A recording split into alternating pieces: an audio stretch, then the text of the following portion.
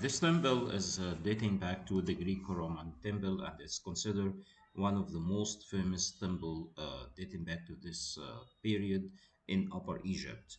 The temple is located in Edfu city, which is one of the most important big cities belong to Aswan Governorate. The city lies about 132 kilometers south of Luxor city, and in ancient times it was called Abonolopolis. This city was very famous in ancient time, and the temple and the main god of this area was the god Horus of Behdaiti. The original name for this city was called Behdet or Behdaiti, and the Horus who was worshipped here was called Horus of Behdaiti, or Horus the Victorious. But there is another meaning for this word Behdet, the name of the city. It was called the throne, or it was meaning the throne, and that because the Horus who was worshipped here in this city was the main king of Egypt in ancient time after the death of his father Osiris. The wife of this god Horus was called Hathor, the famous Hathor, and her temple is to the north of here in Dandra city, belonging to Kena city. And actually, there was a very big connection between both of the two cities in ancient time between Dandra and Edfu because there was a kind of a festival. This festival was called the beautiful meaning referred to the sacred marriage between Horus and Hathor, and we will going to talk about that later. And I will show you some scenes about this very famous festival. And their son was called the god Ehi, one of the gods of the music in ancient time. The temple in front of us dating back into the Greek-Roman period. The temple, which discovered in 1860 by Mr. Murray, the very famous uh, archaeologist, it was completely covered by sand, except a small piece of the upper parts of the pylon of this temple. And it taken long time of working for the restoration and cleaning the temple to open it for the visitors until 1902. This temple, which dating back to the Greek-Roman period, it was built originally during the Ptolemaic period by the king Ptolemy III at 237 BC. And it took a long time through the rule of many kings of Egypt during this time until it finished in 57 BC. But we found a lot of cartouches for late period after 37 BC, which is mean that many kings will rule the country after finishing the temple. They add their names, they made restoration for the temple, and they add their names inside this temple until the Roman period. The temple was open and used during the early Roman period. The construction of the temple is very traditional, like most of the ancient Egyptian temples. It's start with the pylon, very huge long towers, and these towers considered the second highest in all over Egypt after those in front of Karnak temple. Behind the pylon, we have the open court, which is not roofed and surrounded from three sides with columns, different columns, different from one to another in the shape of their capitals. Behind the open court, which is here marked as C, we have D and the other court with the same mark D behind. These are the two hypostyled hall or the colonnaded courts. It's two courts, one after the other, and both they are roofed with rocks, and the roof is supported by 12 columns in each of these rooms. Each of these halls have side doors, make it easy for the priest to get inside and outside of these hypostyle halls without crossing to the other sides. Inside the temple, which was completely forbidden for the lower rank of the priests, and to get outside to deal with the people, the common people in the open court. Next to it, we have two vestibules, some courts without any columns, and also roofed. And this area was used by the high priest or the high level of the priests. Next to it, and in the end and in the heart of the temple, we have the sanctuary or the so-called Holy of Holies, which is very important part of the temple. This part of the temple was not allowed to any person to get inside except the high priest and the king, who is very hard to go through all over the country each day to make the daily ceremonies. So the high priest of the temple, who only the one who allowed to him to get inside this sanctuary. The sanctuary is the house and the place where they kept the golden statue of the god Horus, the god of this temple, and it roofed, of course, and had no windows, just only the door, which is make it very dark parts, and the high priest make the daily ceremonies inside this sanctuary alone each day. Around the sanctuary, there are 10 rooms. Each room has a name and has yeah, a job, a special job for each. And there are some priests who serve it inside these rooms and make the offering and the daily offering in front of some statues of the gods. Around the whole temple, there are two enclosure walls. The one in front of you, around it in the blue line. This enclosure wall is made of sandstone, but supposed to be there is another huge one made of mud brick around the main building of the temple and many other building like the Bir Ankh, which is mean the house of life, or something like the scientific place, or like a university inside the temple, and the Mirmijat, which is the library of the temple, which was used by the priests inside the temple. We are now in front of this pylon, which is about 35 meters high and 79 meters wide. This very good condition pylon is one of the best ever in all over Egypt because it's in very good construction, in very good condition. As you can see, the scenes on the walls are completely very clear. Above the gate and just in the middle above the gate, we have one of the scenes which represent the winged sun disk, a sun disk with two wings and two cobra, and it's one of the forms of the god Horus Behdaiti, the god of this temple. Actually, there are three forms for this god. First of all, they represent him as a hawk. The second as a winged sun disk. Third in the human being form, like this one in front of you, on which is carved on the walls, represent the god's human body and the head of the hawk and the double crown of upper and lower Egypt. The scenes on the walls are representing the king smiting his enemies. The king stands to the extremely left or to the extreme right again and post the towers of the pylon. He's representing holding in his hand, in one hand, the mass, and with the other hand, hold all those enemies of Egypt kneeling in front of him. He hold them from their hair. They asking mercy from the king and give them as offering to the god Horus, the god of this temple, who stand in front of the king. And behind him, in a smaller figure, his wife, the goddess Hathor, the goddess of Dundra.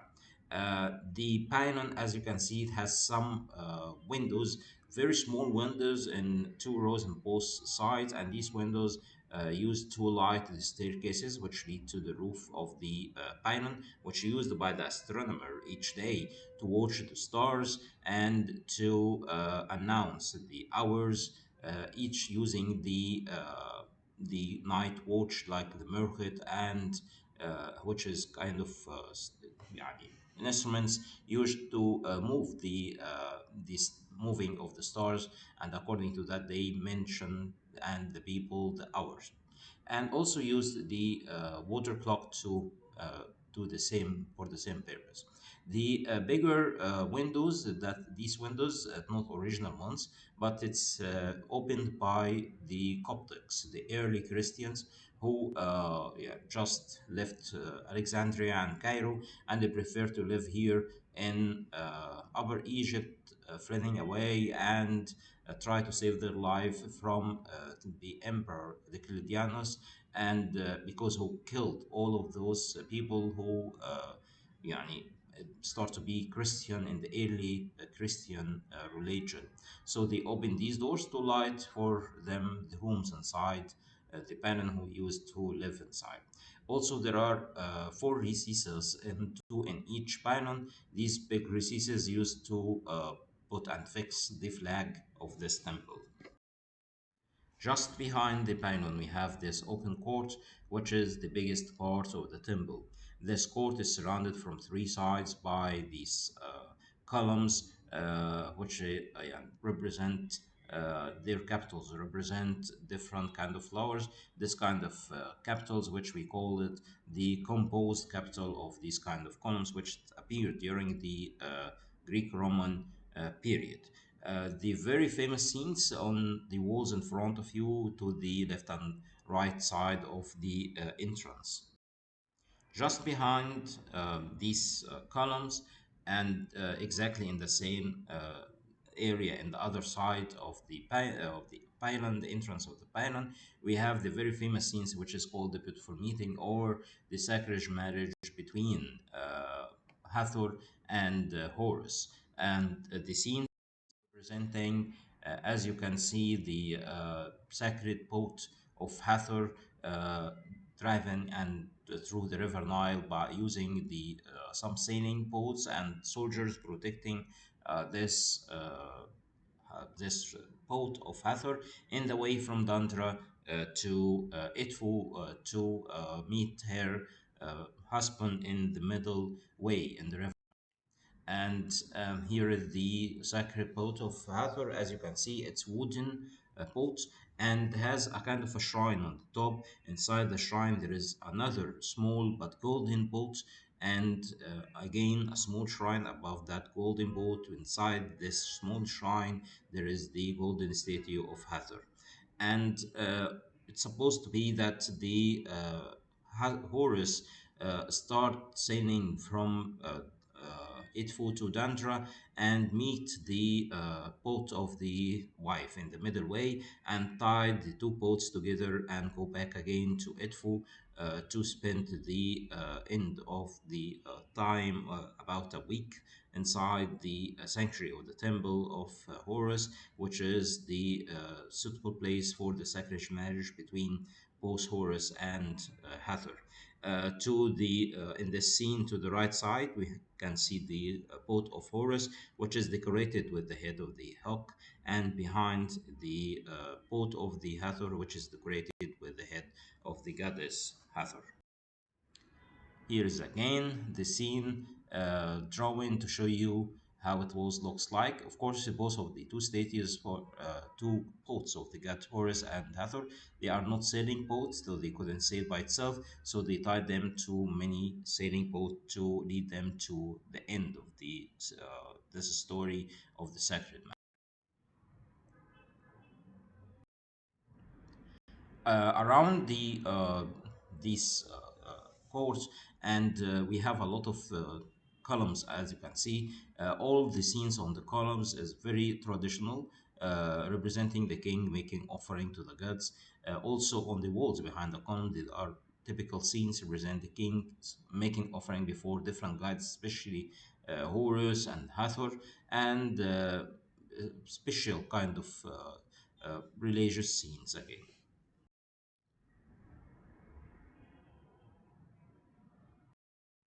This is one of the small doors around the open court, which is used originally by the common people to get inside or to get out of the open court without using the main entrance, that huge door within the pylon of this temple.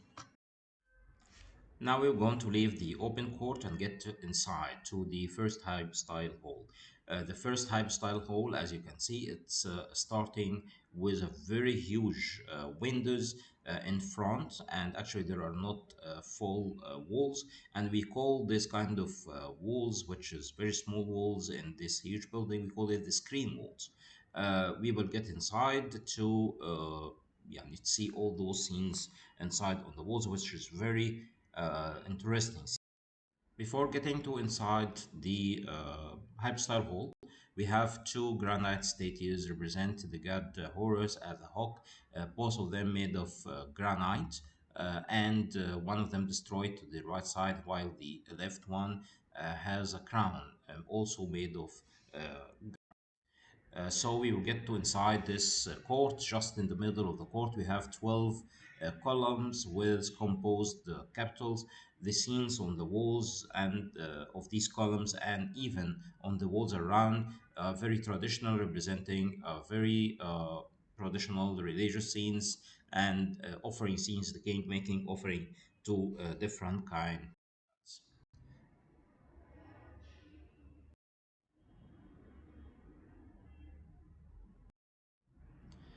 Just to the left and right side of the entrance of this court, we have two small rooms. This one to the right side in your way to in the hype style hall, and this one it's called the library. It's a very small library used to keep the very important uh, traditional and the very important kind of papyrus which used daily by the priests. In the other side, to the left in your way to inside the Hypstyle Hall, we have another small room, and this one it was used especially by the king in during his visit to the temple to change his clothes inside this one. The walls on the Hypestyle Hall are very important and a very special one, especially very traditional scenes which representing the ceremonies of building and putting the ceremony the foundation ceremony of the temple, and it's divided into different kind of seats, which is represented here.